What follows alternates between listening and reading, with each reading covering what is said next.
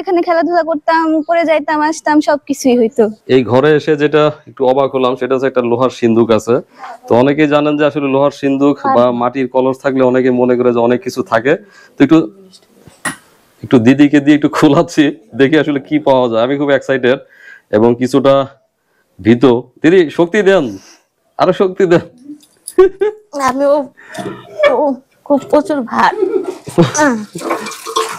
Wow, তাহলে বলা যায় যে উনি অত্যাচারী ছিলেন না, কিন্তু অহংকারী ছিলেন। অহংকারী ছিল।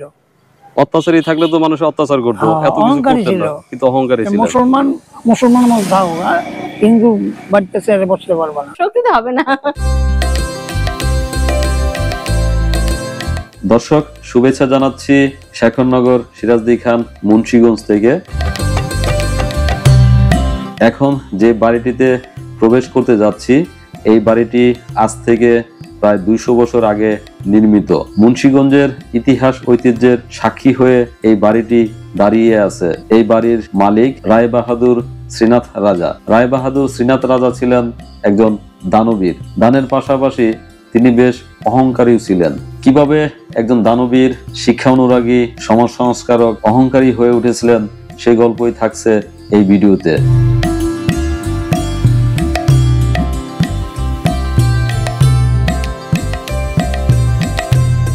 নমস্কার, আমি দীপ্তি ব্যানার্জি।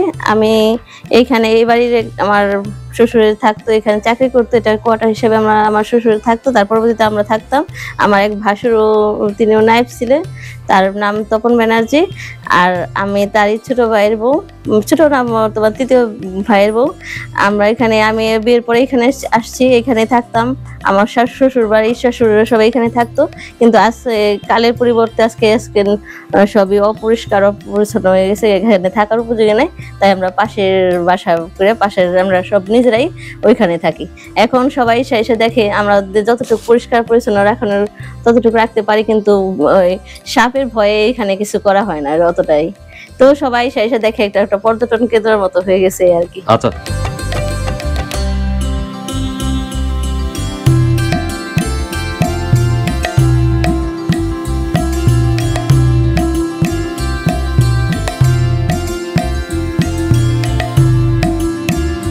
কি নাম দিদি?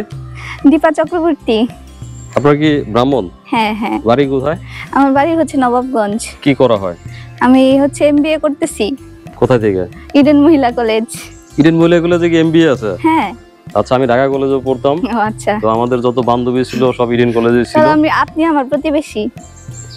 কিন্তু আমি আসলে অনেক আগে বের হয়ে গেছি। আচ্ছা। সেটা 2009 সালে। অনেক আগে। আমার মাস্টার্স 2009 সাল, ঢাকা কলেজ। আচ্ছা। একটু বলেন, এই বাড়িটা তো একটা ইতিহাসের সাক্ষী হয়ে দাঁড়িয়ে আছে শেখরনগরে। তো কেমন দেখলেন, কেমন লাগলো? অ্যাকচুয়ালি ছোটবেলা থেকে এই বাড়ি নিয়ে অনেক স্মৃতি আছে আমার নিজেরই। যেহেতু আমার বোন এখানে বিয়ে হয়ে আসছে, সেই সুবাদে আমারও অনেক যাতায়াত ছিল।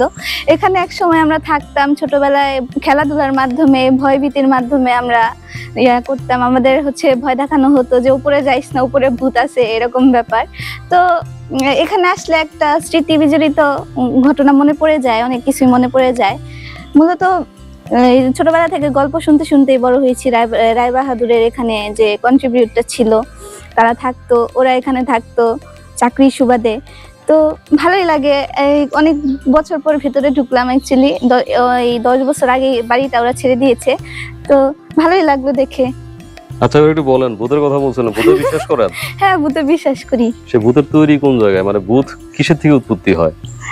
এটা আমাদের মানসিক চিন্তা ভাবনা থেকে মূলত। যেহেতু একটা অনেকেই বিশ্বাস করে প্যারানর্মাল জগৎ আছে, তো হচ্ছে আমরা বেশি চিন্তার ফলে হয়তোবা ওইটা আমরা হ্যালুসিনেশনের মাধ্যমে কিংবা যে কোনো মাধ্যমে আমরা রিয়ালাইজ করি। অ্যাকচুয়ালি আসলে ভয়টা হচ্ছে আমার মনে হয় মনের। হ্যাঁ, মনের ভয় বড়। আর মন কোথায় থাকে?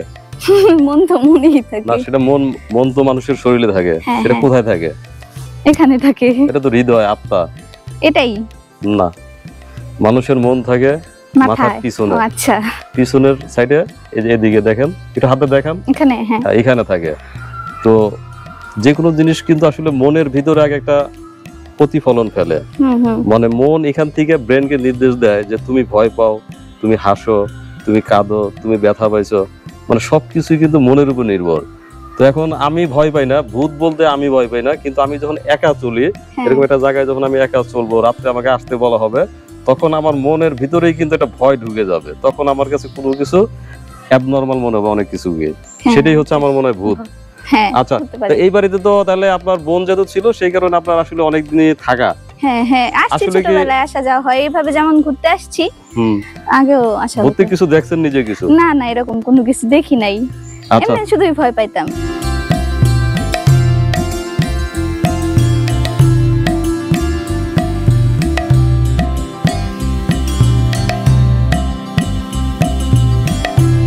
যেহেতু এই বাড়ির সঙ্গে আপনার স্মৃতি আছে, তো রায় বাহাদুর শ্রীনাথ সম্বন্ধে জানেন কিছু, বা টুকটাক ওনার কন্ট্রিবিউশন কি এই গ্রামে? এখানে হচ্ছে ওনার কন্ট্রিবিউশন বলতে উনি হচ্ছে মানে খুবই ভালো মানুষ ছিলেন। এখানে স্কুল আছে একটা রায় বাহাদুরের ওনার নিজের নামে, তারপর হসপিটাল ছিল, মানে হসপিটাল এখনো আছে।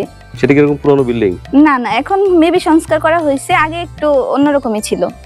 আচ্ছা, আর আমরা জানি যে আমি পড়ছিলাম যে লর্ড কারমাইকেল এখানে আসছিলেন, হ্যাঁ হ্যাঁ সেটা এখানে উদ্বোধন আসছিল, এই যে করেছেন। এখানে ফলক আছে লট মার্কেলের। এই ফ্লগটা কি আছে? হ্যাঁ এখন আছে।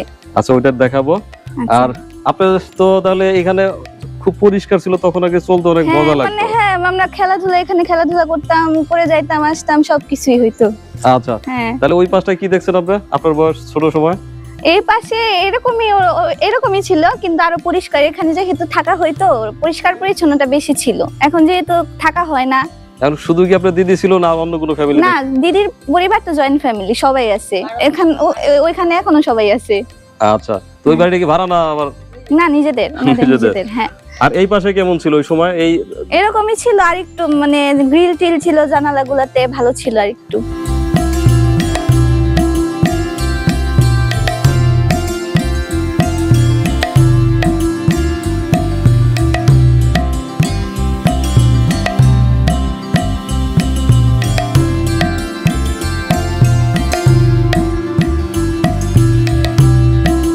সিরাজুল রায় বাহাদুর আর একটা মুসলমান পৌষার গ্রামের একসাথে লেখাপড়া করতো। সেই লোকের সামনে খাজনা তহসিলদার, তার তো জমিদার ছিল, জমিদারের ট্যাক্স দিয়ে বেড়াইছে, সমান সমান চেয়ারে বসে দিকে সে বাড়িতে যা পরিবারে কইছে, কইয়া রাত্রে চলে গেছে এই দেশ থেকে, ইন্ডিয়াতে। ইন্ডিয়া গেছে।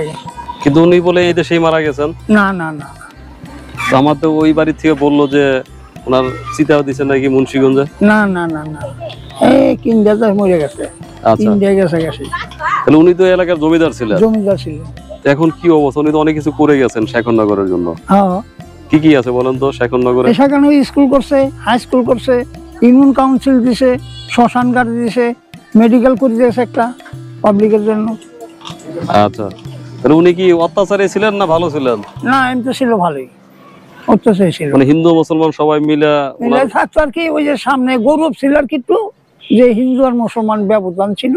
হিন্দুরা সামনে আস্তে চেয়ারবে বললো মুসলমান আর থাকুন যেমন এই দেশে।